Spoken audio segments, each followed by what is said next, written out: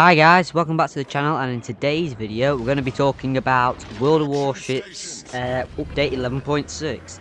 So, well, before we get into the video, I do apologise that it's been a week or so without content. I've been trying to create a Discord server for, well, my viewers, you guys, and it's also been pretty lackluster. I don't know if anyone's noticed, but it's been pretty lackluster for content recently.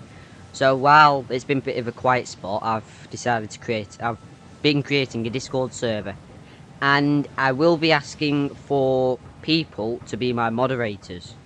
So stay tuned for that in probably later on this week. Once it's all ready, I want to hire about 3 or 4 moderators for the Discord server. So if you're interested in that, subscribe to the channel and make sure that you smash the like button. I think it will be later this week. If there isn't any content, I'll just create a video for the Discords for hiring moderators. So, also, I apologise. I apologise again that I haven't brought any content, but my reasons are there. So, hopefully, I can be a bit more consistent. So, I do apologise. Anyway, so we're going to be reading off the World Warships news site, so it's Developer Bulletin for update 11.6. So, this update is going to bring about British Battlecruisers, a Industry Titans event. You've also got separation of exterior visuals and economic bonuses, so that's the changes for the camouflages and what have you. You've also got, I'm trying to look now. You also got AI updates to the US destroyer models and interface changes. So before we get into it fully, if you could please, if war games related content floats your boat, then please subscribe to the channel and smash the like button. So we start off with British battleships. So update 11.6 launches a whole new branch of tier 3 to 10 British battleships in early access. Equipped with powerful torpedoes and main guns that don't have a particularly long reach, the new Sea Giants will show their worth at medium to knife duel distances. The repair party consumable they have on board also regenerates a decent chunk of any lost HP. Battleships carry HE shells with standard penetration values. Their accuracy is fairly average, and the AP shells they fire have a typical British fuse time. Their main batteries are solid enough, with calibers reaching up to 457mm, so 18-inch guns at tier 10. Ships of tier 5 and above can take advantage of engine boosts starting from tier 6. These battleships will be a bit of bite for aircraft as they get defensive AA fire. Starting from tier 9, repair party is swapped for specialised repair teams. So the new British battleships won't be available on the public test server as they haven't been at all. So, Industry Titans. So, one of the key new features of the update is a temporary event called Industry Titans. The Chatham, Ellswick and Clydebank shipyards will compete for the right to be called the best shipbuilder serving the needs of the Royal Navy. Make your choice and lend your support to one of the shipyards. Keep in mind that each shipyard will be offering its own unique reward, a British commander with 6 skill points and a researchable British tier 5 ship, which is either Hawkins, Emerald or a Castor. So there'll be pictures on screen of this event. The Titans of Industry event is similar to the previous events that we've held, including the New Year's Eve, Aircraft Bureau's Rivalry, Battle of the Beasts and the Clash of Courage events.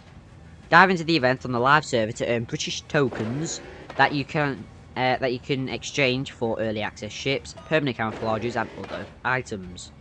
So also the Port of London has been updated to celebrate the event, which looks nice. It's just, I think they've added a couple of the camouflages to the container ship, and they've given the buildings a bit of a sort of industrial sort of look.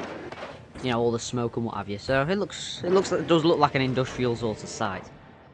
Anyway, next we have separation of exterior visuals and economic bonuses. So update 11.6 kicks off a major overhaul of the economic components of the game by separating the visual elements from economic bonuses. While working on the update, we aim to achieve several goals. Offer an option to select economic bonuses and visual elements separately, which the camouflages. Simplify management of economic bonuses. Make sure the transition from the old system to the new one is as comfortable as possible, and maintain the current state of the in-game economy in terms of costs and earnings. So we've improved the interface, bonus management, inventory display, and much more. The key principle behind this effort is that you as players do not lose in your overall earnings. In certain scenarios, you actually gain even more than before. That's nice. So, to me, just by saying you will actually gain even more than before in certain scenarios, that to me sounds like that there's never going to be any more free XP ships, which is a shame, really. Unless they up the price to something like 5 million free XP, which, let's be honest, even in today's sort of, even what we've got now, that would be easy enough to earn. It wouldn't take all that long. There is a list of changes, which I'll go through, which is a little drop down thing. So, below is a brief list of the key changes. For a deeper look into the separation process, please refer to a development blog. So, list of changes. We start off with economic bonuses will now act as individual in-game entities that are separate from camouflages and signals. Camouflage patterns will change a ship's exterior only, and will be applied separately from these bonuses. Bonuses to XP will have no effect on free XP and commander XP. To compensate for this, we have changed all permanent and expendable economic bonuses. Basic free XP earnings are now twice as large. That certainly sounds like there's not going to be any more free XP ships. So, economic bonuses from permanent camouflages are purchased separately, and their effect will be applied towards a ship's economy on a permanent basis. Expendable bonuses can also be added on top of the permanent ones. So, only one economic bonus can be applied towards each of the resources: credits, combat XP, free XP, and commander XP, at the same time. This limitation serves to simplify the way the system works. The values of these bonuses are designed in a way that they can cover even the most profitable combinations from the current system. So, instead of reducing the post-battle service cost, permanent camouflages will provide a bonus to credit so that your average earnings either remain unchanged or grow. So the service cost of Tier 9 and Tier 10 ships has been reduced from 120,000 to 115,000 credits, and from 180,000 to 150,000 credits respectively.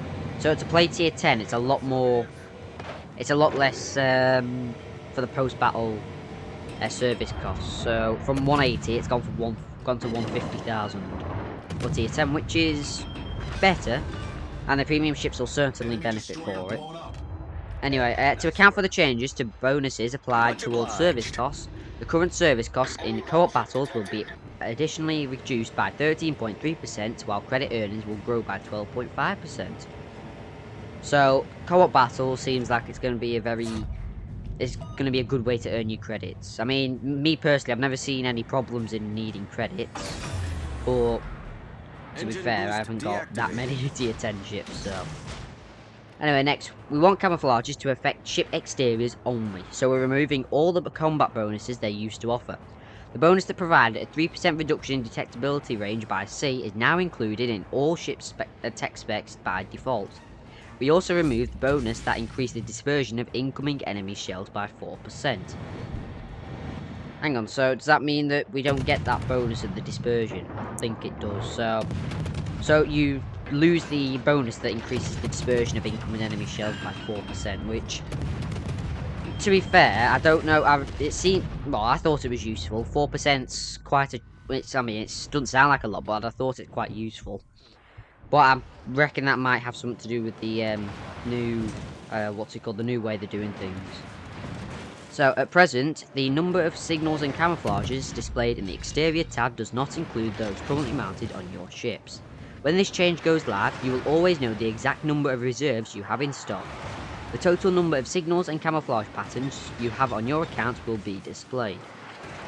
So this change, along with the addition of the new in-game entity, entails a revision of all rewards in the game. In combat missions, campaigns, operations and collections, economic and special signals will be replaced with bonuses. So camouflages will also be supplemented with bonuses. Contents of all containers that drop signals or camouflages will also change. Interesting. Apart from that, the following 2 account access levels are going to be added in to support the upcoming changes. Level 5, unlocking combat bonuses for a ship, and level 7, unlocking economic bonuses for a ship. It means that we're increasing the total number of access levels to 17. At the same time, the total number of battles that need to be played to unlock the access levels will not change. All of your current progress towards unlocking access levels will be retained, meaning that you won't lose any progress and will still get any due rewards.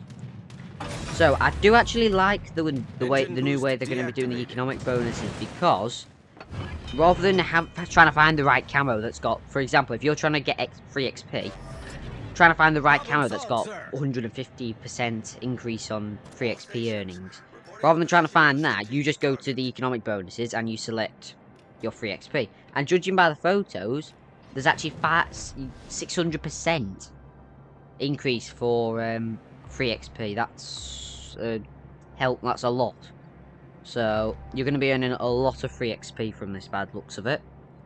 So next, AI updates. In update 11.6, we've substantially upgraded the AI behind our bot ships in training and co-op battles. We've enhanced the AI responsible for bots moving, firing, and using consumables in training battles. In co-op battles, AI-controlled aircraft carriers will now move to the nearest key area if only a few surviving allies are left. Bots will now also be less likely to ram one another or strike islands in co-op battles. So, updates to US destroyer models. So, in update 11.6, we're continuing to update the American destroyers. This time, new models are being added for Sims, Sims Black, Samson, Wicks, Clemson, Nicholas, and Farragut. I put pictures of a couple of the ships on screen. I'm not going to put all of them, but I'll just put a couple on there. So, you know, I will put a video, what's it called? If you want to look at, I was talking about the US destroyer models, the updates, in a different video, so I'll put that up on screen if you want to now. You want to watch that. Next we have interface changes. With update 11.6, we're changing the user interface for opening containers on the barge. You will now be able to view all available containers grouped by type. You can open containers of the selected type all at once. For a number of containers, information will also be available about the probability of getting the various in-game items those containers can drop. So we're going to enhance the spectator mode interface that launches when your ship is sunk. It will be more informative and user-friendly. We'll update the hotkey block and add new hints for camera controls and the battle exit confirmation window. We'll continue working on the interface of the minimap and tactical map. An option will be added to use quick commands by selecting the icons on the minimap and tactical map. The settings menu of the tactical map will also be updated. So a lot of changes for spectator mode and the minimaps for the maps. So there'll be pictures of them on screen now. So amazingly, that's not a big update. I mean, this video's about, what, 15 minutes long at the moment. That's not a lot for an update, but I think a lot of this has got to do with, because they've had to do a lot of changes to the code and to the in-game code and whatever, so understandable. I mean, I am looking forward to the British battleships. Battlecruisers. I am looking forward to them because you've got Renown, for example. You know, you got Renown. You got Indefactible, which blew up. You know, Queen Mary's went the same way. But you've also got ones that would have existed if we decided to carry on with battlecruisers if we didn't hate them so much.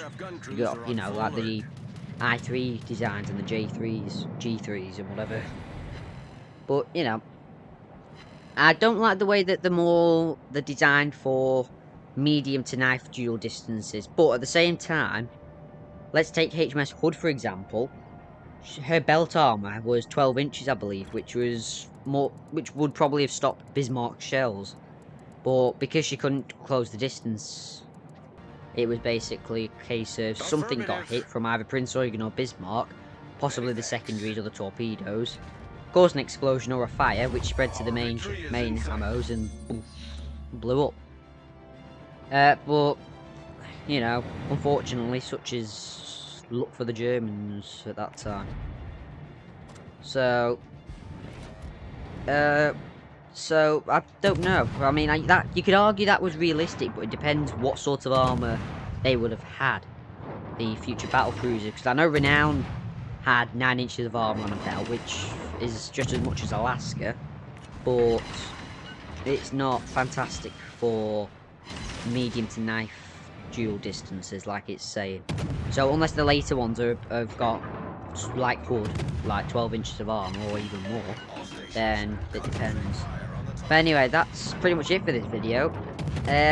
Again, I do apologise for the lateness of any recent video. It's been about a week or so. I have been busy trying to make a Discord server, and I will be hiring some moderators for the Discord server. So if anyone's interested in that, subscribe to the channel and keep an eye out for the future video, which I will put it will either be part of a next video or it'll be a video on its own discussing about the Discord server. So stay tuned for that. But yeah, that's it. Before we go, if war games related content floats your boat, please subscribe to the channel and smash the like button. Anyway, that's it from me. I'll see you in the next one.